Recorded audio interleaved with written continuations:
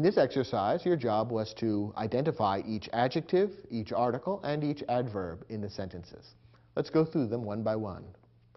First, when water in a lake is deeply tinged with red, a heavy growth of algae is present.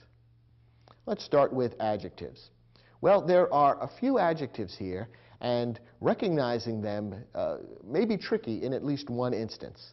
Heavy is an adjective. It refers to or modifies the noun that follows, growth.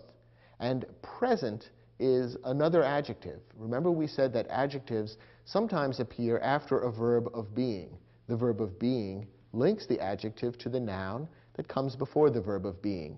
So the adjective present refers back to the growth. The growth is what is present. So the noun growth and the adjective present are being linked together by the linking verb, or the verb of being is. There's another word here which could be considered an adjective, and different grammarians will give different opinions, and it doesn't make a great deal of difference whether you define this as an adjective or not. But the word tinged in this sentence might be considered an adjective as well. There are really two ways of looking at this. In this particular sentence, you could say that is tinged is a verb phrase referring to the water having been tinged or colored. And is tinged could be considered a verb phrase in which tinged would be the main verb and is would be a helping verb. Another way of looking at this would be to consider is as a verb of being which links water with an adjective, tinged, meaning colored. Some adjectives do end in ed and are derived from verbs. So tinged could be considered an adjective, or it could be considered part of the verb. And you should consider either one correct. Grammatically, it doesn't make much difference in how the sentence would be constructed, and it's, in a sense, simply a difference in name or wording. So those are the adjectives in the sentence. You might have been tempted by the word red, because the word red is often used as an adjective. You might refer to the red ball that came bouncing down the street, in which case red is an adjective describing the noun ball. In this case, however, red is being used as a noun. The sentence says that the water in the lake is deeply tinged with red. Red is being described here as a kind of a substance, a thing that has been used to tinge or color the water. So red is a thing in this sentence, and therefore it's a noun rather than an adjective. Remember that the same word can be used as more than one part of speech, depending on how it's used in the sentence. What about articles? Those are easy to recognize because there are just three words that can be articles, a, an, and the. And in this sentence we have the word a appearing twice. When water in a lake is deeply tinged with red, a heavy growth of algae is present. So a or a appears twice in this sentence, and those are the two articles. Finally, adverbs. Remember, we said that adverbs often end in ly, and we've got one of those in this sentence, deeply. The adverb deeply in this sentence modifies the adjective tinged. It tells us how the water is tinged with red. How is it tinged? Deeply. Remember, adverbs often answer the question how, or tell us how something happens or appears. So in this case, it is deeply tinged. That's how it is tinged. And deeply is an adverb modifying the adjective tinged. Let's look at the second sentence. If Peter has enough free time next summer, he will visit southern Italy on his vacation. We have three adjectives in this sentence. Free is an adjective modifying the noun time. It tells what kind of time, free time. Next is an adjective modifying the noun summer. It tells us what summer, which summer, next summer. It gives more information about the summer being referred to. Finally, southern is an adjective. It modifies the proper noun, Italy. It gives us more information about Italy, or tells us more about Italy. What part of Italy? Southern Italy. There's no article in this sentence. The words a, an, and the don't appear, but there is one adverb, enough. The adverb enough in this case modifies the adjective free. Remember, we saw that free is an adjective modifying the noun time. Enough is an adverb giving us more information about free, or about the free time. How much free time, or what kind of free time? Enough free time. So enough is an adverb modifying the adjective free in this sentence. How about our third sentence? Auto racing is generally considered one of the most dangerous sports in the world. Let's look for adjectives first. The first word in the sentence is an adjective, auto. Remember, we pointed out that some words that are usually used as nouns can sometimes be used as adjectives when they are used in such a way as to modify other nouns. That's what's happening here. The word auto is most often used as a noun. You refer to an auto coming down the street. The auto is a thing that is being referred to, and therefore it's a noun. In this case, however, we have the noun racing, describing or naming an activity, and we have auto being used as an adjective to give more information about the racing. What kind of racing? Auto racing. So here we have a word that's usually a noun being used as an adjective. Auto is an adjective. Considered is another word which, in this particular sentence, could be considered either an adjective or a verb. It could be considered part of the verb phrase is considered, or it could be considered an adjective which is linked to the noun racing by the be verb is. So considered could be considered an adjective or a verb, depending on which term you happen to prefer. Either one could be correct. Dangerous is another adjective. In this sentence, it modifies or gives more information about the noun sports. And we have two articles in this sentence. Both of them are the, one of the most dangerous sports in the world. So both of those should have been marked on your sheet as articles.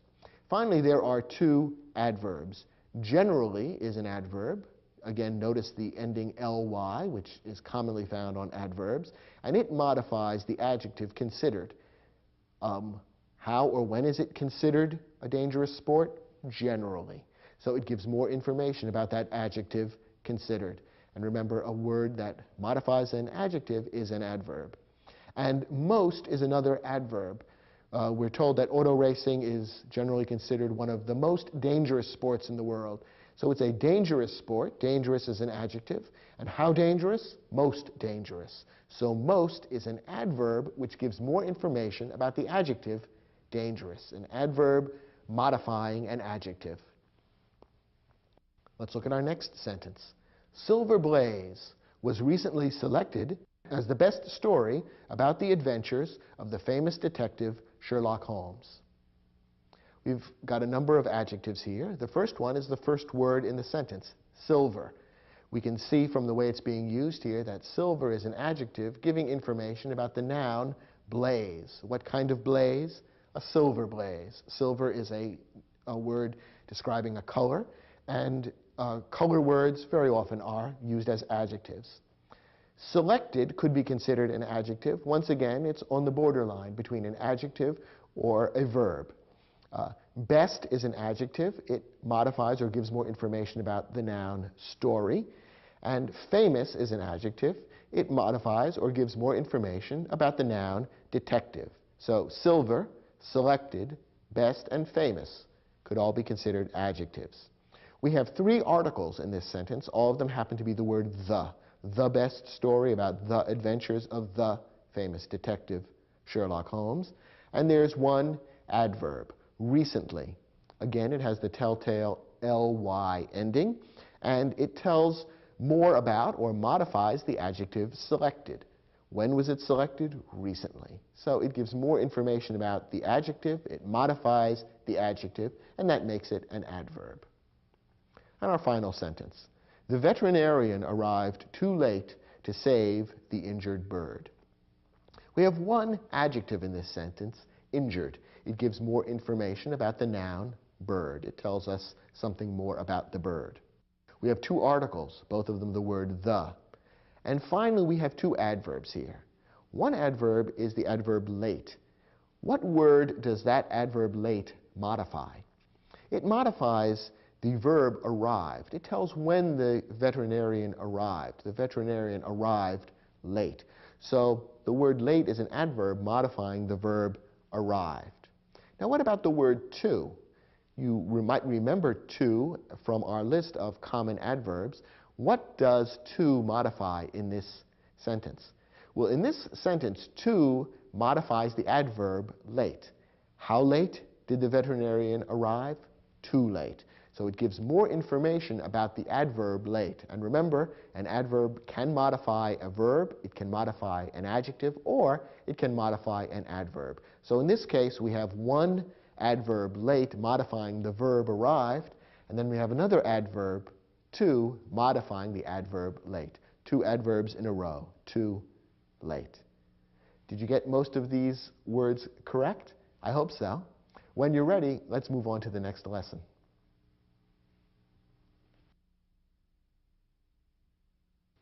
Okay, let's pause to review. We've talked about 6 different kinds of parts of speech so far: verbs, nouns, pronouns, adjectives, articles, and adverbs. We have 9 parts of speech to talk about altogether, so there are 3 more to do. In this lesson, we'll talk about 2 kinds of connecting words: prepositions and conjunctions. First, a preposition relates a noun or pronoun to another part of the sentence. There are many different kinds of prepositions. Many of them are short words which describe a relationship between the noun or pronoun that follows and the rest of the sentence. Here are some examples of prepositions: in, for, by, from, with, to, below, through, and there are many more. One thing that's special about prepositions is that they're always followed by either a noun or a pronoun, most often a noun. The whole combination of words, the preposition and the noun that follows, is called a prepositional phrase. So whenever you see a preposition, always look for the entire prepositional phrase that the preposition introduces. So you would always see a preposition followed by a noun or a pronoun. And altogether, that combination of words makes a prepositional phrase, which fits into the sentence and adds further information about the meaning of the sentence. So looking at the prepositions I just listed for you, you can imagine for yourself a number of prepositional phrases that these prepositions could be part of. In my house, for my sister, by William Shakespeare, from New York, with my father-in-law, to Chicago, below the equator, through the tunnel, and so on. Now, some prepositions consist of more than one word. Here are a few examples: according to, because of, in front of, instead of, prior to. And again, there are other examples. You can see that although these prepositions consist of more than one word, the 2 or 3 words that make up the preposition work together and have a single meaning. And once again, each of these prepositions would come before a noun or a pronoun and form a prepositional phrase. According to the weatherman, because of today's rain, in front of the hotel, instead of dinner, prior to bedtime, and so on. So these are prepositions. They're connecting words because they connect the noun or pronoun that follows to the rest of the sentence. The other type of connecting word that's important is a conjunction. A conjunction connects 2 or more other words. There are a few different kinds of conjunctions that you need to be aware of. First, coordinating conjunctions. A coordinating conjunction connects words, phrases, or clauses. And there are 7 different coordinating conjunctions. They are and, but, or, nor, for, yet, and so. Each of these 7 coordinating conjunctions can be used to join a pair of words, or a pair of phrases, such as prepositional phrases, or a pair of clauses. For example, when we talked about sentence structure in the program by that name, we saw how coordinating conjunctions can be used to join 2 independent clauses to create what's known as a compound sentence. That's a common use for coordinating conjunctions. Notice that these 7 coordinating conjunctions join two elements which are more or less equal in value, so that when you connect words, phrases, or clauses with a word like and, or but, or nor, generally speaking, the two things that are being connected are roughly equal in importance. That's one characteristic of how coordinating conjunctions are used. A second type of conjunction to be aware of is the subordinating conjunction. A subordinating conjunction connects clauses, making the clause that follows the conjunction a subordinate clause. Again, in our lesson about sentence structure, we talk a fair amount about subordinating conjunctions. So if you haven't watched that program, you probably should, to get a little more background on how subordinating conjunctions are used. Subordinating conjunctions make the clause that follows into a subordinate clause, meaning one that can't stand alone as a sentence. For example, take a subordinating conjunction such as if. If the subordinating conjunction if is put in front of a clause, a group of words including a subject and a verb, that clause can no longer stand alone as a sentence. It becomes a subordinate clause, one that needs to be connected to another clause to make a complete sentence. So, for example, we might have a clause like the following: it rains this afternoon. That could stand alone as a sentence. However, when we put the subordinating conjunction if in front of it, it can no longer stand alone as a sentence. If it rains this afternoon, suddenly it feels incomplete. Something more needs to be added to turn it into a complete thought. If it rains this afternoon, the picnic will be canceled. A subordinating conjunction then creates a subordinate clause, which means a clause that can't stand alone as a sentence. Notice the difference between a subordinating conjunction and a coordinating conjunction. We said that coordinating conjunctions join two things that are more or less equal in importance. A subordinating conjunction joins one thing which is independent, an independent clause, and a clause which is subordinate, less important, can't stand alone as a sentence. So, whereas a coordinating conjunction links two things that are equal in value, the subordinating conjunction links two things that are unequal or different in value and importance. Here's the third and final kind of conjunction to be aware of: the correlative conjunction. A correlative conjunction comes in pairs, and there are four most important correlative conjunctions to be aware of: both and, either or, neither nor, not only but also. And the most important thing to be aware of about correlative conjunctions is that they always should be used correctly in pairs. So whenever you begin with both, you need to follow up with and. So both my mother and my father will be coming to the awards banquet. When you begin with either, you need to follow through with or. Neither needs to be completed with nor. And not only needs to be completed with but also. A common mistake that people make is to use one but not the other. The correlative conjunction must be used in its entirety, so whenever you use the first part of it, you need to use the second part. So these three types of conjunctions are important to recognize: coordinating conjunctions, subordinating conjunctions, and correlative conjunctions. They fit into different kinds of sentences and need to be followed, used according to certain specific rules.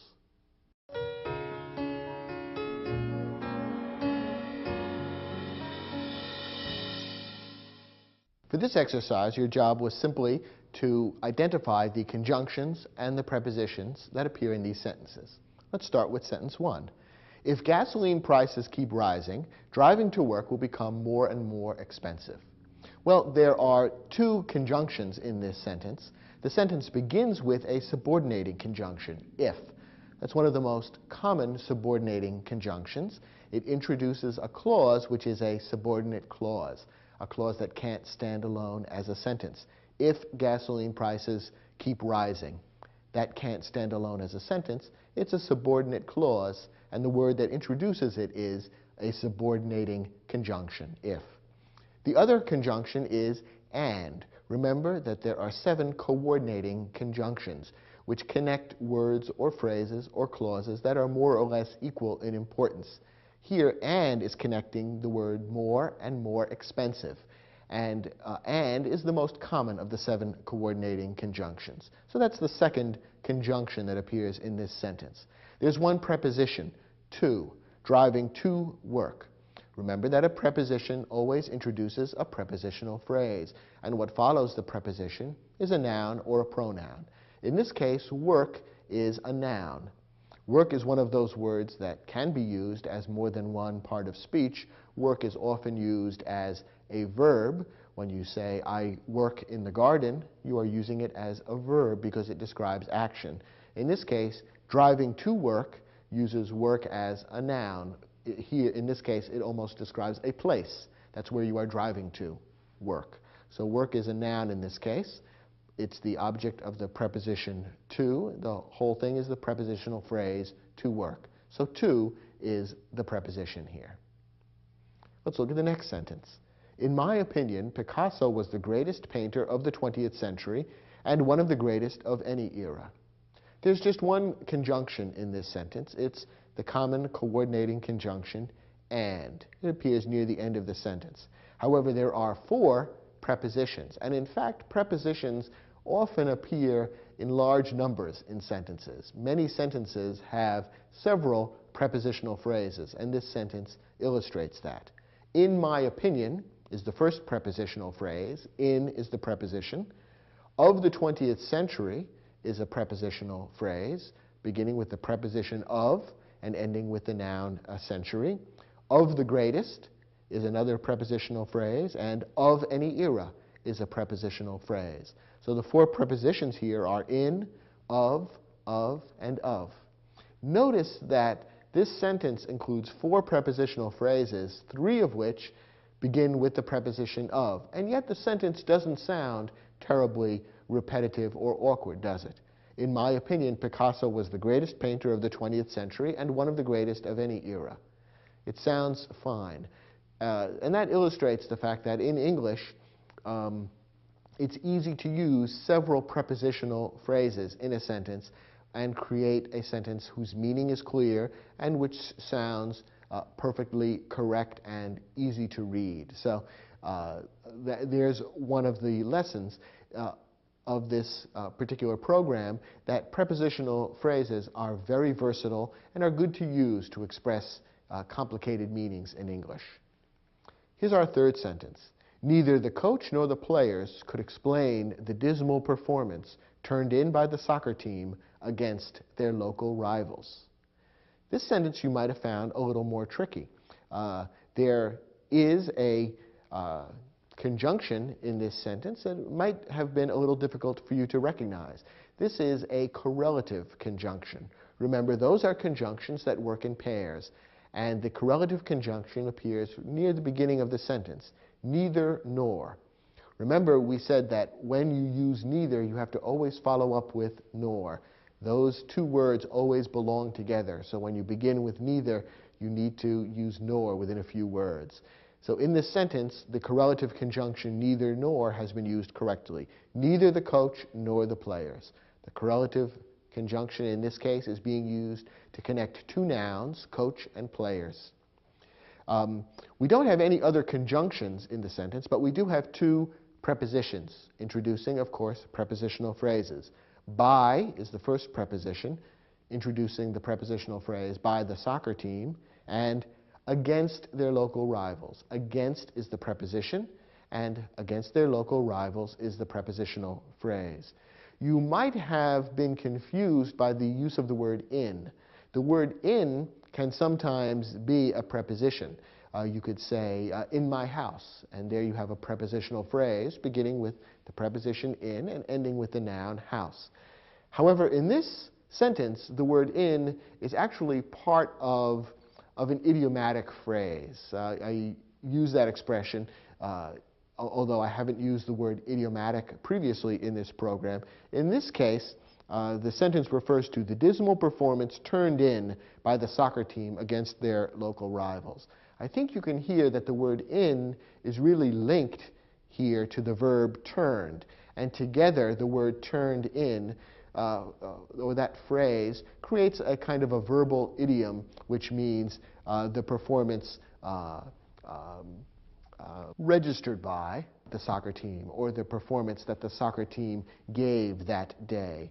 So turned in, rather than in being a preposition introducing a prepositional phrase, turned in instead is kind of a verbal phrase, idiomatic, meaning that's just an expression that's used in English, and the word in this case, is not being used as a preposition, but rather is connected to the verb turned, and the whole thing becomes a verbal idiom with a particular meaning, the two words being connected almost as one thing.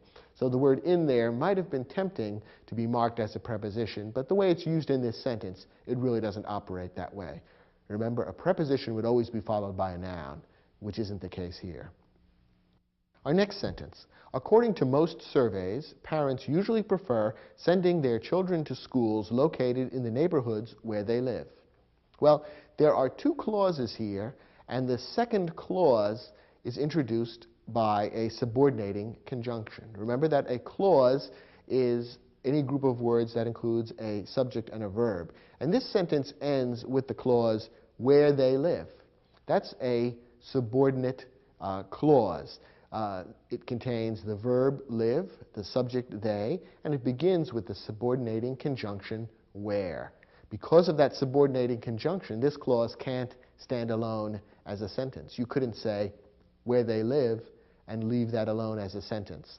The word that begins it, where, is the subordinating conjunction, which turns it into a subordinate clause. There are also three prepositions in this sentence, and the first one is made up of more than one word, according to. That introduces the prepositional phrase, according to most surveys. The noun surveys concludes the prepositional phrase, and according to, those two words work together as one preposition. To is another preposition, to schools, and in the neighborhoods, is the third and final preposition in this sentence. Now our last example. We missed the last bus of the night, so we traveled to Oakland by taxi instead. In this sentence, we have two independent clauses joined by a coordinating conjunction. The first clause is, we missed the last bus of the night. The second clause is, we traveled to Oakland by taxi instead. Both are independent clauses because each could stand alone as a sentence. The two clauses are linked by a coordinating conjunction. So, remember there are just 7 coordinating conjunctions, and, but, or, nor, for, yet, and so. And your choice of which one to use will depend on the meaning of the sentence. Here, the word so makes sense. And remember that coordinating conjunctions link two things that are more or less equal in importance or meaning, and that's the case here. In addition, the sentence contains 3 prepositions, of in the prepositional phrase of the night, to in to Oakland, and by in by taxi. So there's 1 coordinating conjunction and 3 prepositions in this sentence.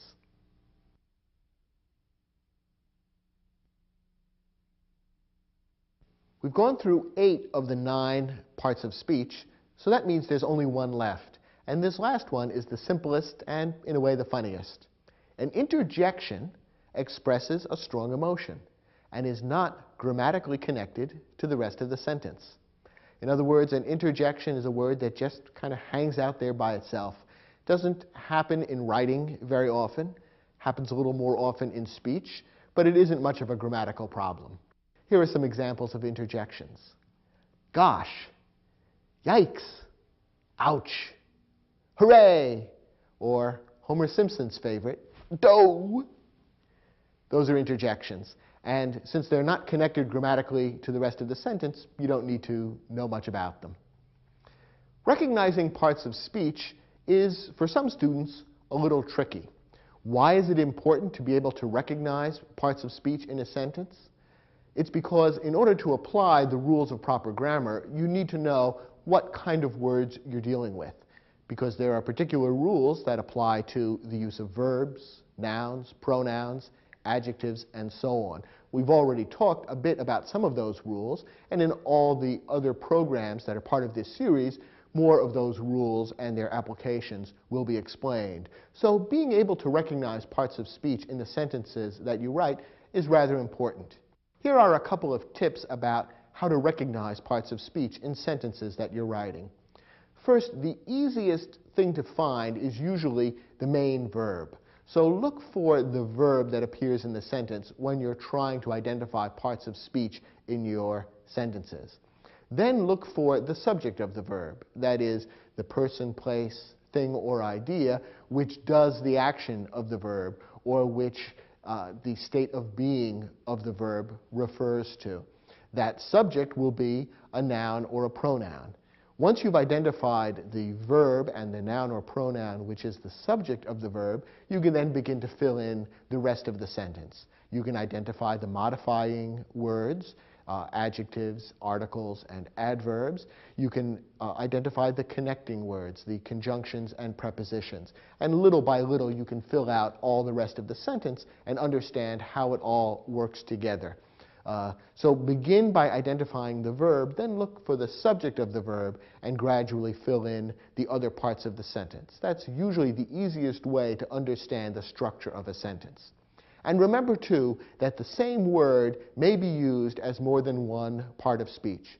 We've already seen a couple of examples, but let me leave you with one more illustration of this important fact. So you can't tell, remember, a word's part of speech just by looking at it in isolation. You need to look at how it's being used in the sentence. Take a word like surprise. A word like surprise can be used as more than one part of speech. In this sentence, Ben surprised Nancy with a party on her birthday. The word surprised is being used as a verb. It describes the action that Ben took, what he did in the sentence. How about in this sentence? It was a surprise party. Here, surprise is being used as an adjective. It modifies or gives more information about the noun party. It tells what kind of party, a surprise party. How about in this sentence? That was quite a surprise. Here, surprise is being used as a noun. It's a thing. The party is being described as a certain type of thing, namely a surprise. So, in these three sentences, the word surprise is being used first as a verb, then as an adjective, then as a noun. This is a very common phenomenon in the English language, the same word being adapted to serve several different purposes. So always look carefully at the word in the context of the sentence before you decide what part of speech it is. In your study guide, we have an exercise designed to test and to let you practice your ability to recognize parts of speech.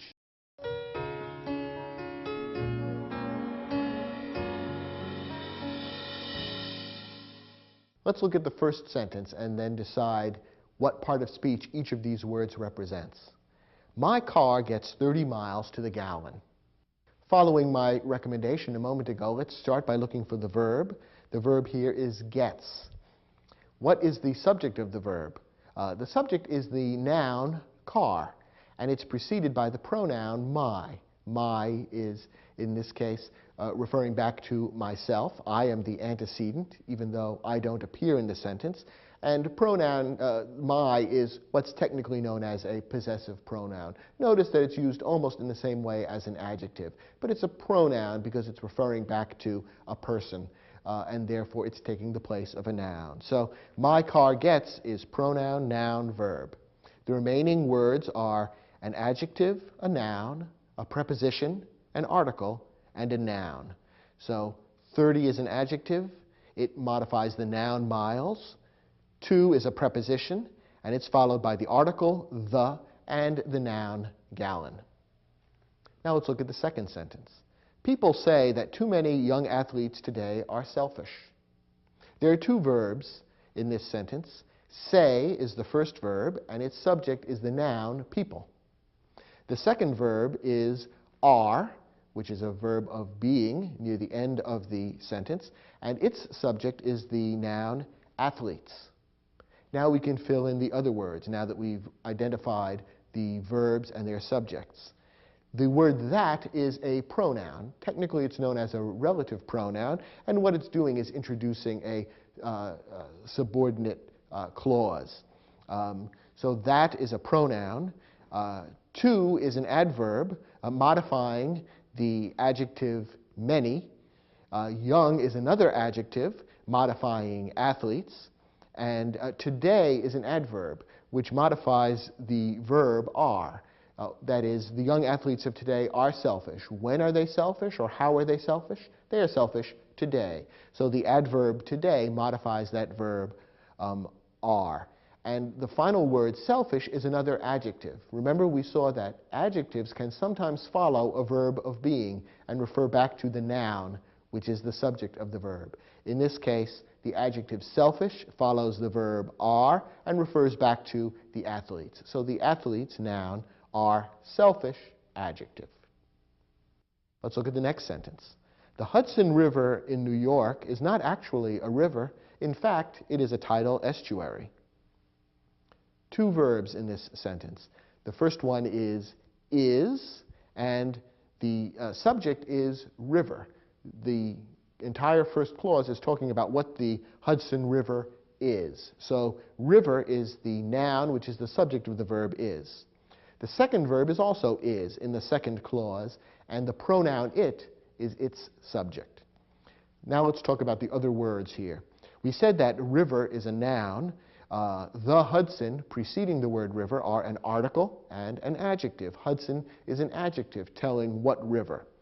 In is a preposition, and New York is a noun. It's a proper noun naming a particular state in the United States, and it's the object of the preposition. It's part of the entire prepositional phrase, in New York. We saw that not is one of the most common adverbs, and that's how it's being used here. And actually is another adverb, also modifying the verb is. A is, of course, an article, and river is a noun. Now we move into the second clause. In fact is a prepositional phrase. So in is the preposition, and fact is a noun. It is a pronoun. Is, we've already seen, is the verb. And a tidal estuary is an article, an adjective, and a noun. Estuary is a noun because it names a particular thing. It's a difficult word, so perhaps you don't know that word, but you can tell from the way it's used in this sentence that it must be a noun. For example, it's introduced by an article. So even if you never saw the word estuary before, you can tell it's a noun because the sentence refers to a tidal estuary. And you only put an article in front of a noun. And tidal is an adjective because it tells what kind of estuary. So that's how we would identify the various words in this sentence. How about the next example? Paul Klee created some of the greatest abstract paintings of the 20th century. The verb here is created, and the subject is the noun Paul Klee, a proper noun naming a particular person. Now let's look at the rest of the sentence. Some is a pronoun. Remember, we talked a bit about indefinite pronouns, pronouns which refer to some unnamed thing or group of things. And the some here is referring to an unknown or unidentified group. So it is a pronoun, an indefinite pronoun. Of the greatest abstract paintings, all of that is a prepositional phrase. Of is the preposition that begins it. The is an article. Greatest and abstract are both adjectives, and paintings is the noun. So the whole thing taken together is a prepositional phrase, beginning with a preposition and ending with a noun. And the last words of the sentence are also a prepositional phrase, of the 20th century. Of is the preposition, century is the noun, and in between we have the article, the, and the adjective 20th. Now our last example. Wow, you have a really beautiful view of the Rocky Mountains from your balcony. Of course, we had to stick in at least one example of an interjection, and the first word here, wow, is our interjection. It has an exclamation point, which interjections often do, and it's not grammatically connected to the rest of the sentence. The meaning is connected, but there's no special linkage grammatically. Now let's look at the rest of the sentence. The verb is have, and the subject of the verb is you, which is a pronoun. So you have, pronoun and verb, that's the heart of the sentence. Let's look at the rest of what's here. A really beautiful view.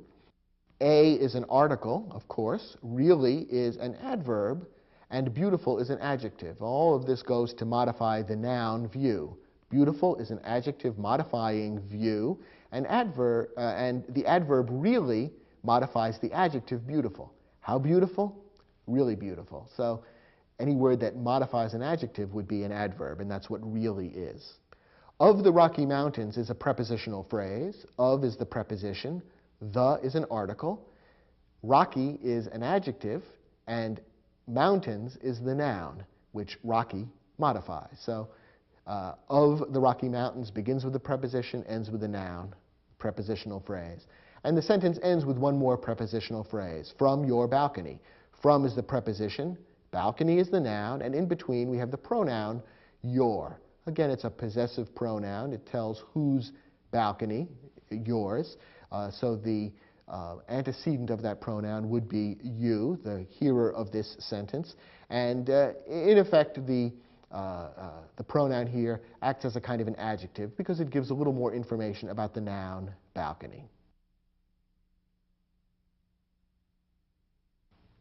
You now have a pretty good idea of how these 9 different parts of speech are fitted together to create English sentences.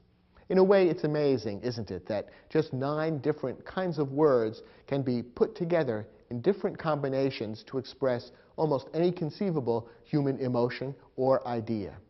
In the other programs in this series, we'll provide you with additional pointers and rules to follow in selecting among these 9 parts of speech and fitting them together to create English sentences that express your meaning accurately and that are also grammatically correct. I hope you've found this program enjoyable and helpful, and thanks for watching.